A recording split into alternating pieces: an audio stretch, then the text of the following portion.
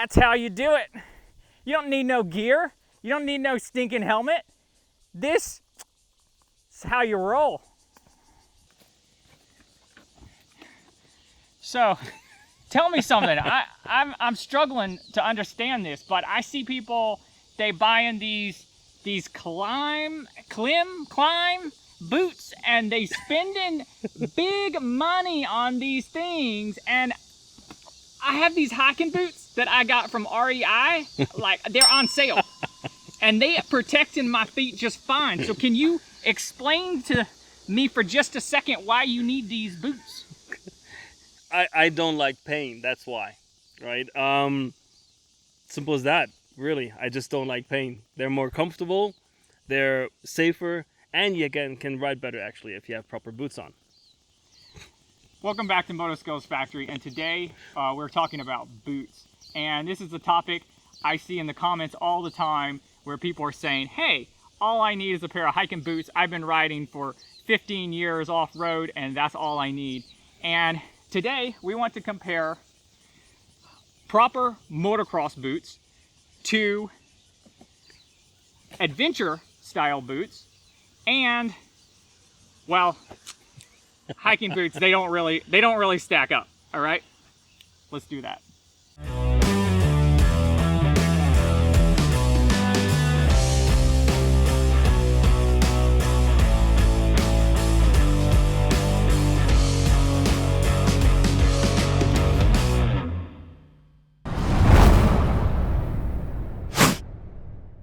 So for you yourself, you ride sometimes in these climb boots, correct? Right.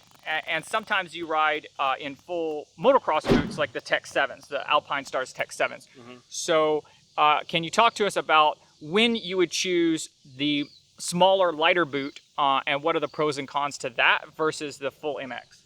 Well, all right. First of all, you usually always should choose maximum protection.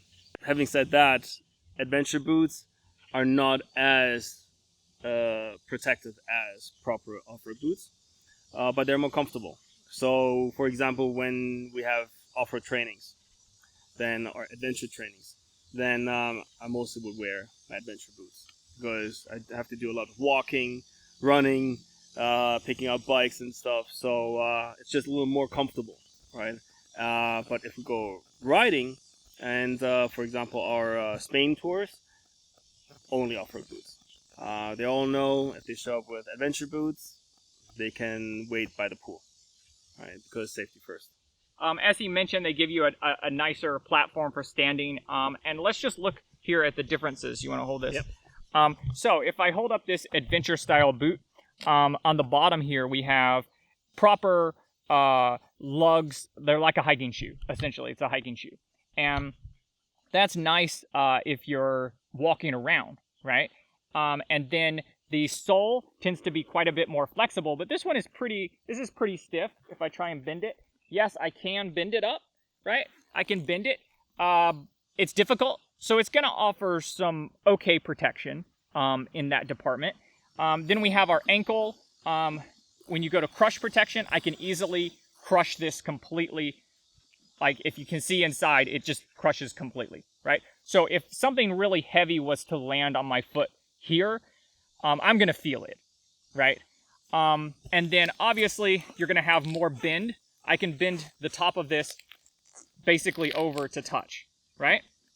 Now let's compare that to a full motocross boot. So first of all, it has a steel shank in the sole of this. So if I try and bend this up, it's not possible. I cannot bend that because there's steel inside of this. So if I was to fall in a downward position, my foot was to hit a rock like this, and the bike was to land on top of me, this would go a long ways toward protecting my foot from this, okay? So then when I go to crush it, like, yeah, it comes in some, right? But I have these huge lugs, these armor pieces here that are replaceable on both sides, that are going to do a lot for impact protection. And then if I try and bend it in like this, that's it. That's all I can do. And similarly back this way, you have a system here that if it were to really like flex, like more pressure than I can do with my hand, these pieces would hit each other and limit me from breaking my ankle, hopefully, right? Then we notice a big difference in height. So if we hold these two boots right next to each other, if we hold these right next to each other like this, there's a pretty substantial height difference in them. And you're gonna feel that this does have a nice protective thing here for your shin. However, if the peg or some other part of the bike were to come above this, you would definitely feel it, you would definitely know about it. And just having that extra height here is really nice. Full armor on the inside. Going back to this one, not armor, right? We have some leather here, some fake leather probably, and the armor just goes to here. No armor on the back, right? This just pinches in like this. Whereas with the motocross boot, we have full wraparound armor, 360 degrees on your shins, like giving you that full protection. Now, obviously the downside, these are not for walking around. And this particular sole is a motocross sole, so it's definitely not for walking around. And it's designed for going fast. Having a smooth sole means you can move around on the pegs. When you need to move your foot forward to hit the brake, move your foot back, things like that, it's supposed to be nice and easy. It's not going to get hung up. That means if you're walking, if you're on a steep hill, you're wrestling with a bike, it's not the best, okay?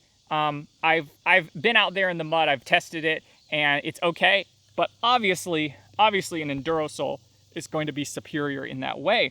And the nice thing about these is they do offer an enduro sole.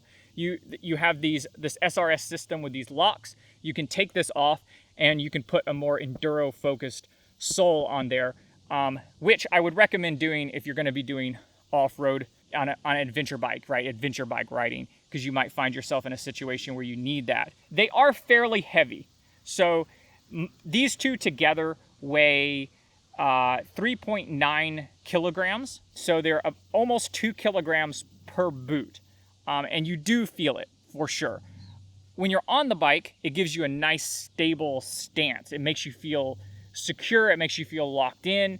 When you're off the bike, yeah, it's not great for walking around, but that's not what it was meant for. So are there other features that you would like to talk about? It always comes down to comfort versus safety. It's always like that, right? So adventure boots are a good mix. They offer a fair amount of safety, but they're also comfortable for you to get off the bike, walk around, get to that waterfall or whatever, and stuff. So those are nice. Plus, a lot of better adventure boots also have Gore-Tex or similar materials that keep the water more out, right? So that's actually nice and comfortable. But if you really are riding for the ride without planning to do any hiking and sightseeing on foot, there is actually no reason to wear adventure boots then. There's also no reason to complain about weight or the stiffness of the boot, because you're riding. It's not that you have to carry the boots, right? So no big difference. My Tech 10s, I also have Tech 7s, right? They're all not light boots. If that is really an issue, maybe go to the gym, ride some bicycles. I don't know, but safety is important, and not to joke around with. Yeah, so the waterproofing would be for a situation where you're doing a long day in the rain, and you have typically you have an over pant. You would have a full Gore-Tex gear, or whatever name brand you want to call it, that's fairly waterproof, and the pant leg would come down over this, so you don't have water pouring in. Because the reality is, it doesn't matter how waterproof this boot is.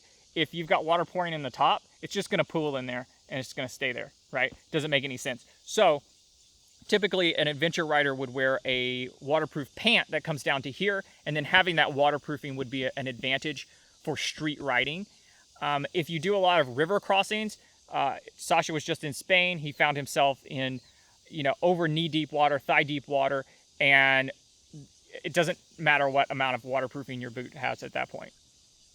Actually, that's where the downside comes in, because once your boot gets wet from the inside, usually boots that have Gore-Tex or similar materials tend to take much longer time to dry out.